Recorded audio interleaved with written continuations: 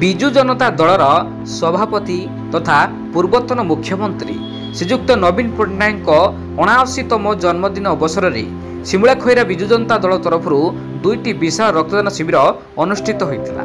यह शिविर को सिमुलार पूर्वतन विधायक ज्योति प्रकाश पाणिग्राही बाटी पंचायत में पहुंची आयोजित होता रक्तदान शिविर को उद्घाटन करथिले। विभिन्न अंचल बीजेडी कर्मी माने आसी रक्तदान करथिले।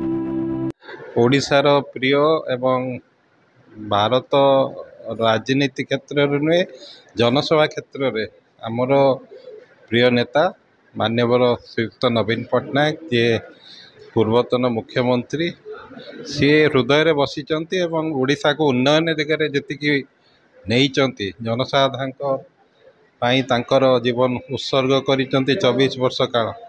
तेणु तांकर आज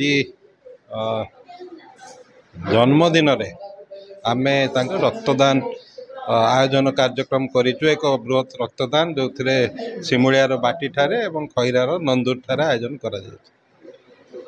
आमर पूर्वतन मुख्यमंत्री विजु जनता दल सभापति श्रीयुक्त माननीय पूर्वतन नवीन पट्टनायक जन्मदिवस अवसर में सिमुलिया ब्लॉक तरफ पूर्वतन विधायक तथा मंत्री ज्योति प्रकाश पाणिग्राही नेतृत्व में आज बाटी ग्राम पंचायत कार्यालय एक स्वेच्छाकृत रक्तदान शिविर आयोजन कर महिला पुरुष युववर्ग मैंने आसिक स्वेच्छाकृत रक्तदान कर मुख्य उद्देश्य रक्तर अभाव न रो।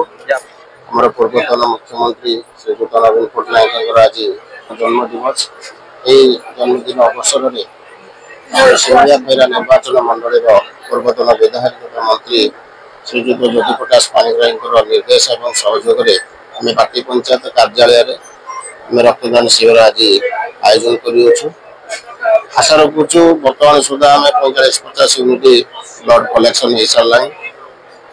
आशा रखुचु 100 यूनिट पाखापाखि ब्लड आज कलेक्शन करने समस्त सहयोग तो चली।